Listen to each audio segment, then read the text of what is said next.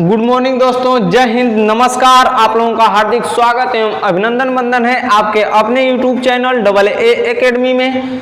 आप अभी नए हैं तो चैनल को सब्सक्राइब करने का प्रयास करिएगा और इस पूरे वीडियो को देखने का प्रयास करिएगा, ठीक है, क्योंकि यह आपके लिए लाभदायक है। मैं इसलिए नहीं कह रहा हूं कि मेरी रेटिंग बढ़ेगी, ठीक है। आपका मन करेगा तो सब्सक्राइब मत करिएगा, लेकिन यदि आपके लिए यह अच्छा है तो इस वीडियो को क्या करिएगा, देख लीजिएगा, ठीक है मेरे दोस्त। चलिए मेरे दोस्त, आगे बढ़ता हूं। आप लोगों को सप्रेम के साथ, प्रेम भाव के साथ आगे बढ़ने का प्रयास करते हैं मेरे दोस्त। और वह कौन सा, तो आप लोगों को हमने फंडामेंटल राइट्स यानी संविधान का भाग नंबर 3 समाप्त कर दिया था, ठीक है।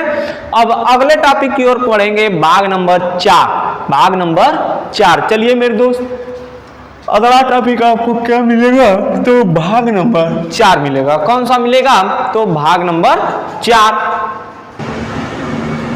चलिए क्या मिलेगा मेरे दोस्त, भाग नंबर 4। चलिए आज पढ़ते हैं संविधान में। आज पढ़ेंगे भाग 4। क्या पढ़ेंगे मेरे दोस्त, भाग 4। भाग 4 पढ़ेंगे तो भाग 4 का विषय क्या है पहले ये जानिए, यानी भाग 4 में किसका वर्णन किया गया है। तो भाग 4 में जिसका वर्णन किया गया है उसका नाम है राज्य के, उसका नाम है मेरे दोस्त राज्य के नीति निदेशक। राज्य के नीति निदेशक तत्व। क्या, तो राज्य के नीति निदेशक तत्व, राज्य के नीति निदेशक तत्व। अब कहेंगे कि इसका वर्णन क्या है, तो भाग नंबर 4। अब भाग नंबर 4 का विषय क्या है, तो राज्य के नीति निदेशक तत्व। अब देखिए, कहेंगे कि क्या इसका दूसरा नाम भी है, तो हाँ, इसका दूसरा नाम भी है, जिसे इंग्लिश में कहते हैं डायरेक्टिव। इंग्लिश में कहते हैं डायरेक्टिव प्रिंसिपल। डायरेक्टिव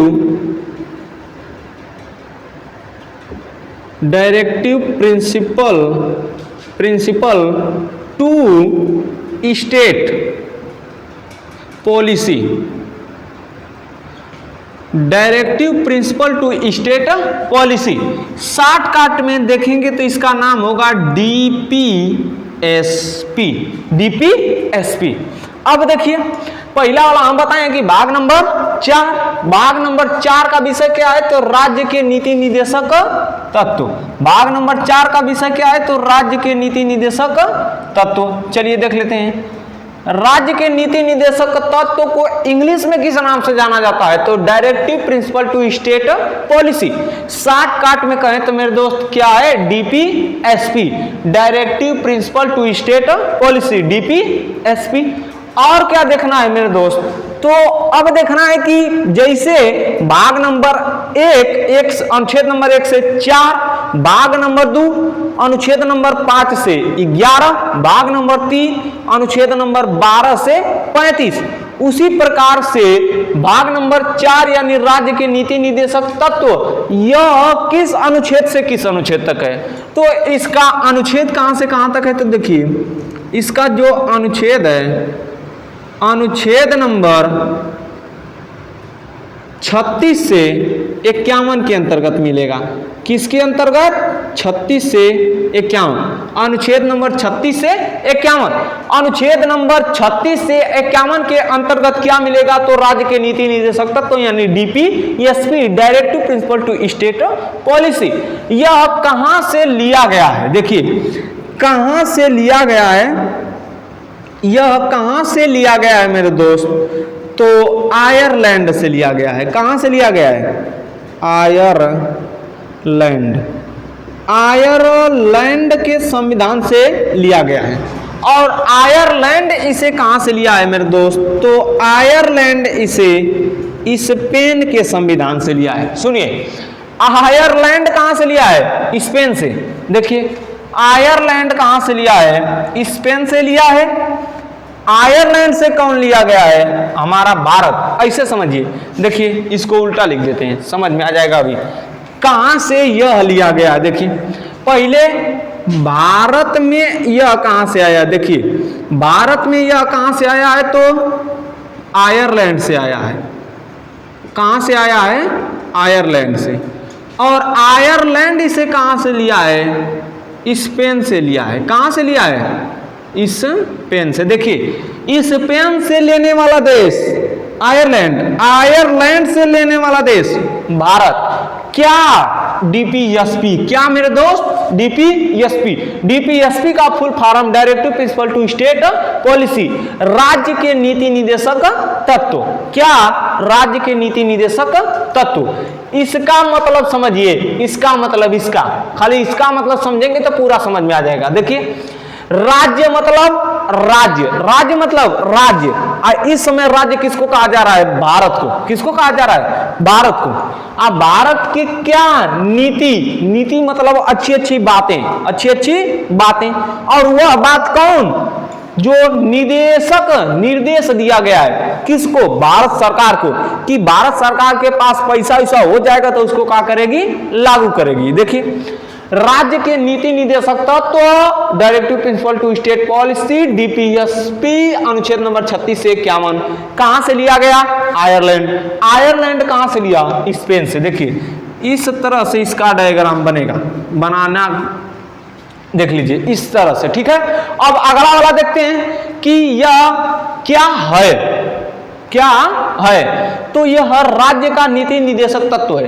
राज्य को इसमें क्या दिया गया है? निर्देश दिया गया है। देखिए इसमें निर्देशित किया गया है, इसमें किसको निर्देशित किया गया है? तो देखिए इसमें निर्देशित किया गया है। किसको निर्देशित किया गया है? तो राज्य को निर्देशित किया गया है। राज्य को क्यों निर्देशित किया गया है मेरे दोस्त? तो समझिए कहा गया है कि यदि राज्य के पास पैसा रुपया हो जाएगा, संसाधन से परिपूर्ण हो जाएगा राज्य, तो जो अनुच्छेद नंबर 36 से 51 के बीच में बात कही गई है उसको राज्य क्या कर सकता है? लागू कर सकता है। ठीक है, उसको राज्य क्या कर सकता है? लागू कर सकता है। यदि नहीं करेगा तो हम लोग कुछ नहीं कर पाएंगे। ठीक है, कुछ नहीं कर पाएंगे, लिख कर ले लीजिएगा, अभी आगे बताएंगे।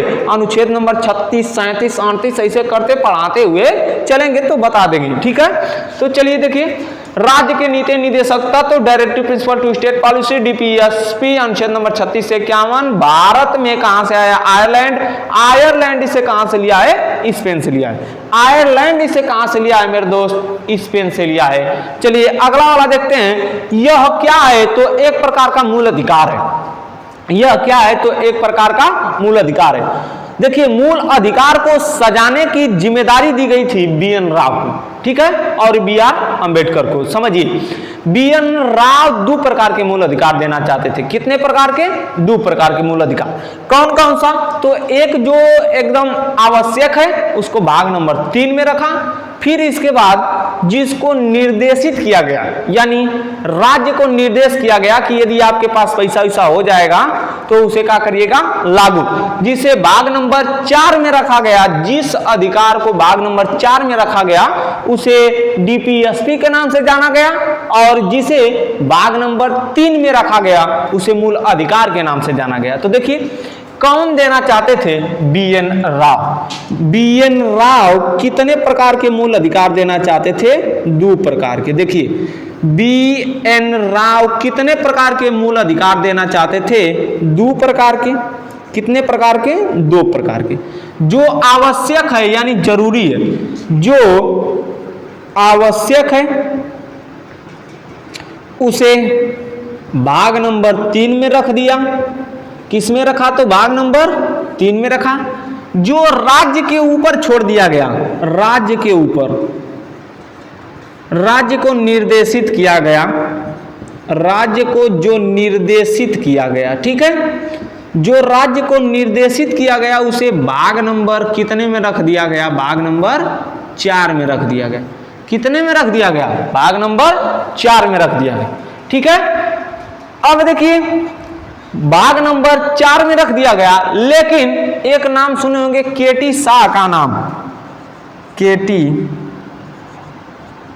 शाह। केटी शाह ने डीपीएसपी को चेक के समान बताया है। कि यह बैंक के ऊपर छोड़ा गया है कि बैंक दे या न दे, तो सही बात है। समझिए, चेक लेकर जाएंगे, यदि बैंक के पास पैसा रहेगा तो उस चेक को बैंक क्या करेगा, भजा देगा, ठीक है। और नहीं रहेगा तो क्या करेंगे, चले आएंगे चुपचाप घर। तो राज्य आपको आई सब जो 36 से 51 के बीच में रखा गया है उसको देगा तब वो ठीक, और नहीं देगा तब वो ठीक, कोई दिक्कत ना। इसमें किसकी बात कही गई है, तो इसमें किसकी बात कही गई है, तो देखिए इसको मिटा दें, स्क्रीनशॉट ले लीजिए जल्दी से, इसको मिटाते हैं। तो नहीं, हमारे लिखने का तरीका कुछ अलग है इसीलिए दिक्कत हो जाता है। चलिए ठीक है, देखते हैं इसमें किसकी बात कही गई है। तो 3 चीज की बात कही गई है। देखिए किसकी किसकी बात कही गई है, 3 चीज की बात कही गई है। देखिए किसकी किसकी 3 चीज की बात, कौन कौन सी, तो सामाजिक,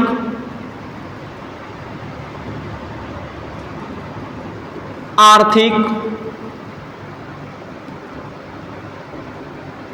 और किसकी बात कही गई है, और राजनैतिक। सामाजिक, आर्थिक और राजनैतिक क्या न्याय, सामाजिक, आर्थिक और राजनैतिक न्याय, किसकी, सामाजिक, आर्थिक और राजनैतिक न्याय की बात कही गई है। और यह न्याय मिलता कहाँ है, तो जल्दी से बताने का प्रयास कीजिए, इसको हमने पढ़ाया है। यह सामाजिक, आर्थिक और राजनैतिक न्याय मिलता क्या है मेरे दोस्त, तो आपके प्रस्तावना में मिलता है। कहाँ पर मिलता है, प्रस्तावना में मिलता है। देखिए भाग नंबर 4 में निर्देश दिया गया कि समाज का निर्माण करेंगे। किसका निर्माण करेंगे, समाज का निर्माण करेंगे, समाज का निर्माण।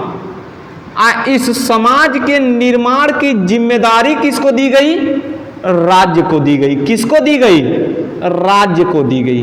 अब कहा गया कि कैसा समाज बनाना है आपको, कैसा समाज बनाना है मेरे दोस्त, तो ऐसा समाज बनाइए जिसमें तीनों प्रकार के न्याय मिलते हों या देखे जाएं। तीनों प्रकार के न्याय, पहला वाला सामाजिक, दूसरा वाला आर्थिक और तीसरा वाला राजनैतिक। कहा गया कि ई बतिया कहाँ मिलेगी, तो ई बतिया प्रस्तावना में मिलेगी। बता दें कि ये बात कहाँ मिलेगी, प्रस्तावना में। ऐसा यह मूल अधिकार है, इसको देने का प्रयास कौन किया, सबसे पहले केटी शाह ना। केटी शाह ने इसे चेक के समान बताया है बबुआ, ठीक है। इसे देने का प्रयास किया तो BN राव। BN राव ने 2 प्रकार का मूल अधिकार दिए, बता दिए हैं, अब नहीं बताएंगे। आप लोग भी उसको रिवीजन करिए। अगला देखिए, इसमें 3 प्रकार का न्याय बताया गया, और यह न्याय कहां पर किया जाएगा, समाज में। कब, जब समाज का निर्माण कर रहे होंगे तब। और समाज का निर्माण और ये तीनों न्याय देने का काम कौन करेगा, राज्य। कौन करेगा, राज्य। राज्य को क्या किया गया, तो शुरू में बता दिए गए हैं कि निर्देश दिया गया है। राज्य को क्या किया गया है, निर्देशित किया गया है। क्या किया गया है, निर्देशित किया गया है। काहे नहीं बोल रहे हैं जी, पीछे बैठ के का 3-5 कर रहे हैं, काहे नहीं बोल रहे हैं, क्या किया गया है, निर्देशित किया गया, ठीक है। और क्या करना है, समाज का निर्माण करना है, तो और कैसा, तो सामाजिक और आर्थिक। देखिए सामाजिक, और तनी ध्यान में देना है बतिया, क्या ध्यान में देना है कि सामाजिक और आर्थिक, सामाजिक और आर्थिक क्या लोकतंत्र का निर्माण करना है। सामाजिक और आर्थिक लोकतंत्र का निर्माण करना है। आगे देखिए, अब देखिए, हाई देखिए, पहले बताएं कि सामाजिक, आर्थिक और राजनीतिक न्याय के बारे में बताया गया है, जो स्वतंत्रता में प्रस्तावना में दिया गया है। प्रस्तावना में कौन समाज का निर्माण करेगा, राज्य। और राज्य को क्या किया गया है, निर्देश किया गया है। राज्य को निर्देशित किया गया कि एगो समाज का निर्माण करिएगा, और समाज को निर्माण करते समय 3 गो बात का ध्यान रखिएगा। किसका, 3 गो बात का ध्यान रखिएगा।